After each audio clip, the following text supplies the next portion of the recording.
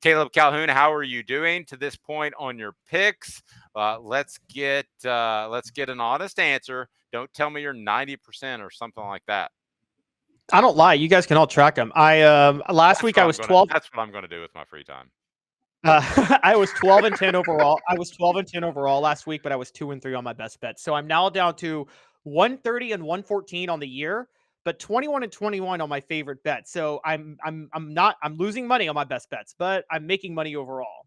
So now we dive in, and I'm going to come back this week. Thanksgiving, man. I want to be thankful this week. Let's go. All right, here we go. Let's go ahead and do that. And a reset on our poll as Danico Slaughter, about 5 hours after the Georgia game, was arrested for reckless driving. And man, this is a tough crowd. That you agree with Caleb. I say I would suspend him for a drive. The question is on the YouTube channel, and you can vote there. Would you suspend Danico Slaughter against Vanderbilt for reckless driving? Yes, the whole game gets 38%. Yes, a half gets 38%. Yes, a drive just 6%. And nope, all good, 19%. Let him continue to give up touchdowns. All right, Caleb, what's our first I'm not good on the road. I'm not going to drive on the road with some of y'all. Exactly. All right. So, Caleb, what do we got? First pick, as we give you your picks, and I'll tell you why Caleb may or may not be correct. All right, so we're starting on Thanksgiving, and I think this is college football's most underrated rivalry. It's my favorite rivalry to watch, and it's the Egg Bowl. It's actually the greatest spectacle of football. It's so much fun. Ole Miss, Mississippi State. I think Ole Miss covers this year. It's a 10-point spread. They cover, even though it's at Mississippi State, and this game hits the over. The reason I think they cover, Mississippi State's quit on the year because their coach is fired, and also Ole Miss wants revenge over last year. They were upset by Mississippi State last year because they all thought Lane Kiffin was leaving for another job, and it was Mike Leach's last game at Mississippi State. And Mississippi State won. I think Ole Miss is just going to blow them out of the water this year.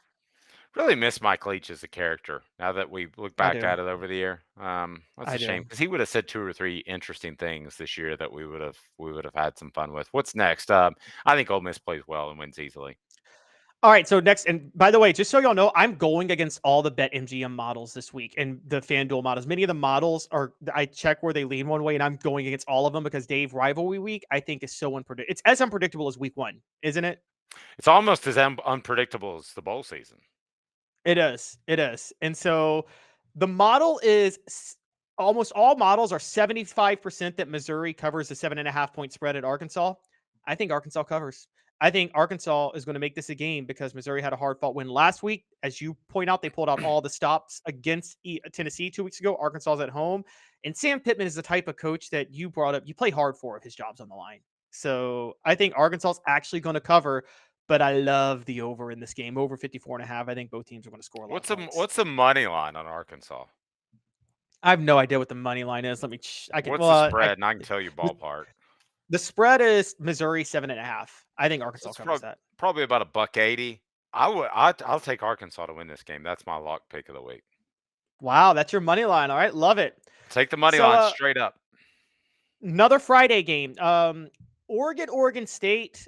Look, Oregon has got to. If Oregon loses, they don't go to the Pac-12 title. The college football playoff still on the docket. Oregon State just lost out on their chance to reach the Pac-12 title game last week by losing to Washington. They put everything in that. This game's at Oregon, so even though it's a 13.5-point spread, Dave, I think Oregon's going to cover because I just don't think they're going to blow an opportunity to go to the Pac-12 title. And also, just want to make the joke since I'm not covering them this week, but Oregon State found out about Michael Penix's Peter principle.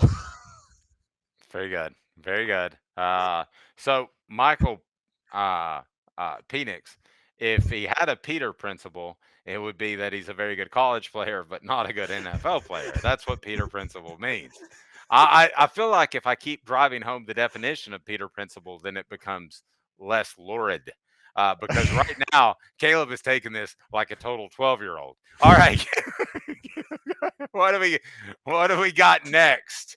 Besides middle school for you. Well, I didn't go to PMS. So that's true. You didn't have 3 years of PMS by middle school. Yeah. So, all right, Ohio State, Michigan, the game of the week.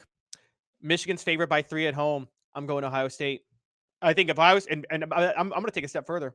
If Ohio State doesn't win this, Ryan Day should be fired on the spot. I am that. Ryan. What about just shoot him in the leg? No, that's reserved for punters only, Dave. Okay. Well, then But Paxton just punts with his other leg. you mean Jackson Ross? Jackson Ross, him too. You're right. No, I think Ohio State has the most. I think Ohio State's the most talented team in college football this year, and the NFL draft is going to bear that out. And they can't lose to Michigan 3 years in a row. I don't care that it's at Michigan. I got the under because Kyle McCord, they're a little more ball control than they were under CJ Stroud. But I think Ohio State is going to win this game, and I'm going all in on that. And if they don't, Ryan Day should be fired. I'm very strong on that. All right, there you go. All right, so if he sorry, what were ever you gonna say? loses to Michigan State, you do shoot him though, right? Just like in the calf. I'm not calling for the. You've asked me which coaches I would kill and if I would shoot coaches. Like, I'm not trying to get sued. Okay. I got that. Yeah, I got that from Adams. He said just shoot him, and it just at the time 20 years ago, I thought that it was 15 years ago. I thought it was completely inappropriate, and now for some reason I'm older and I think it's the funniest thing ever. And don't mess Oh with Lord. John because he might or might not have an AR-15. Go ahead, Caleb. All right. Okay. So Kentucky He Louisville. does. Even though it's at Louisville, and I actually think Kentucky covers this game. It's a 7-point spread because Louisville's been lucky to get by every single game. And if Mario Cristobal had two brain cells to rub together, Miami beats them last week. And so I think Kentucky's going to cover. I got the under 50.5. I think Mark Stoops is going to make this an ugly, ugly game. I want to run down a couple others, but just give me your thoughts real quick on Yeah, that. let me just give you this thoughts real quick. So we're talking about Michael Penix and the Peter Principle. Daniel's nice enough to say we're bringing the wood today. All right, I agree with you on that game. All right. All right. So Losing next, focus on thinking about deviled eggs. I'm not going to lie to you. next is Texas A&M LSU. I think I would not bet on this game. I'd run from this game as much as possible, but I think Texas A&M covers the 11-point spread, and I got the over 66.5. I've got no explanation for it whatsoever. I'm just taking that shot in the dark. This is one I would stay away from as well too because Yep. LSU doesn't have nearly to play for what they thought they would have to play for at this point in the season. Exactly. I'm skipping Vanderbilt, Tennessee for now. I'll get back to that in a second. But Alabama, Auburn. Typically at Auburn, you pick Auburn to cover in this game and make it a game. But after last week in Alabama, 14.5, I think they cover because I think Alabama has to win some style points to make sure it gets into the college football playoff. Nick Saban's going for those style points this week. He's going to try to win this game by 40. And Yep. I think I can see that. I can see that. By the way, Elias, pardon me, says best bet of the week I see is Arizona minus 10.5 at Arizona State. Somehow people have not caught up to Arizona. Yeah, you have any thoughts on that? I think Arizona's been in a bunch of hard fought wins week after week after week. And then this is rivalry week and they may be taking time off. And so I think you could see them. I think the reason that spread so low is the state rivalry week, you could maybe since Arizona State's bad, Arizona might try to sleepwalk through this game after all the fight they've put in the last few weeks. And that's why I think the spread is that low, but I do like that one, Elias. That is a good one. As far as another three other SEC, ACC matchups, Florida State, I got Florida plus 6.5 just because I don't know what to expect with Florida State without Jordan Travis. And I got the under, but Dave, that's another one because you don't know what to expect. You stay away from that all day long. Yeah, this is. I agree with you. This week, opening week, and bowl season is a good time to keep your wallet in your pocket. What else? It is. All right, so Georgia Tech, Georgia. I actually have Georgia Tech covering the 24-point spread because Georgia's on the road. Georgia Tech's not bad, and Georgia they're about to finally play down to an opponent again because they've beaten 3 straight ranked teams and they're ready to take a week off. So I think Georgia Tech's going to cover. Got the under in that one. South Carolina, Clemson.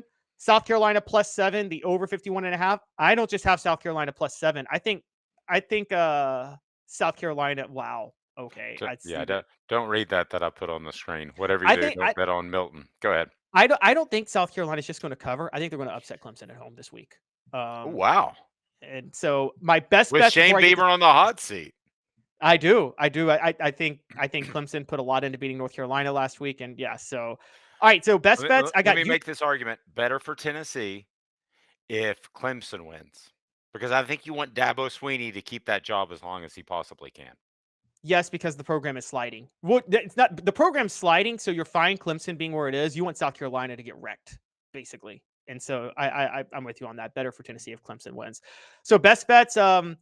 Utah's going to cover versus Colorado. It's a 22-point spread, and I still think that's the best spread to cover of the week because I think I think Colorado's quit on their team more than any team has quit this year, Dave. Honestly, How could they and possibly quit? All those kids have loved Colorado for like a 10, 14 years. I mean, they didn't go there just as what, some sort of mercenaries to show up for another guy that's a mercenary. What are you talking about? You don't think they have deep love for Colorado? No, and I can also Yeah. tell you that Boo Carter's not going to Colorado now. I'm pretty sure Well, that ship has sailed. I'm guessing, and I don't mean this as an insult to younger people, but I'm guessing that half of the new players at Colorado this year did not know where Colorado was on a map before Deion Sanders called them.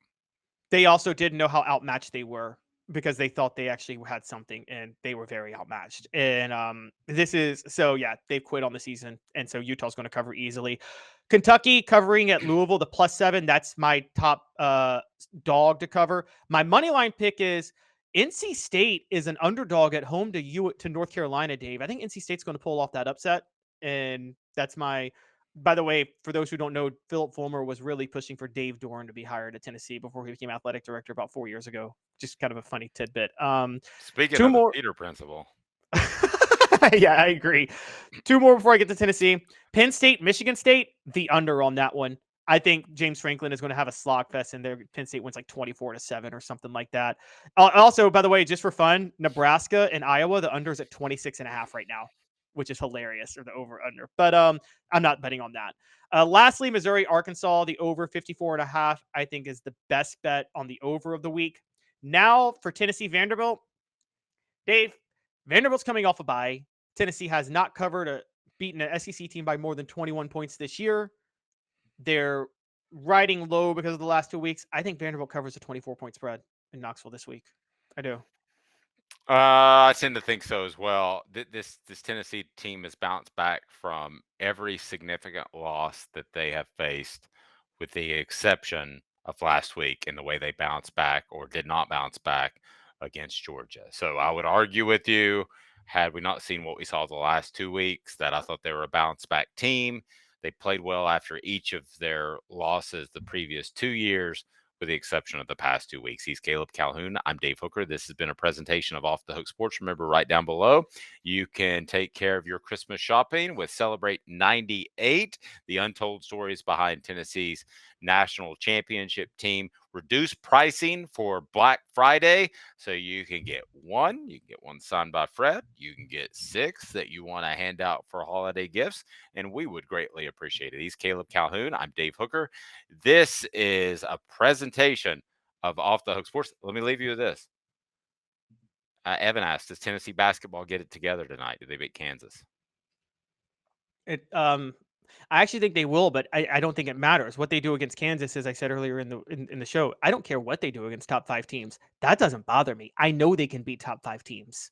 I don't know if they can withstand. I don't know if they have the team that can withstand a red hot shooting team in March, though, and that's not always a top 5 team. That's sometimes a 13 seed that just gets hot. He's Caleb. I'm Dave Hooker. Off the Hook Sports. Have a fantastic Thanksgiving, and again, all of those out there, we're so thankful for you for growing this into something that we're pretty pleased with. So thank you. We certainly appreciate that. And yes, Travis, I can get you a Caleb autographed Celebrate 98 book if you would like that. I have very bad handwriting, so I don't know if you want my autograph. Well, it could be like Peyton Manning. By the way, if you have Peyton Manning autograph memorabilia from his time at UT, that was probably signed by a sports information person. So Caleb could just work on my autograph. Did you know that they had 3 people trained to sign Peyton Manning stuff because they had so much stuff coming in? That doesn't surprise me at all. Sad though, isn't it? If you're looking on your wall and you're like, "Oh, I got that Peyton Manning Citrus Bowl MVP picture, and he signed it." Citrus Bowl MVP. Now I'm just reminded of the story. And to hell with that. Some guy named Bob that was 21 years old probably signed it. He's Caleb. I'm Dave, Off the Hook Sports.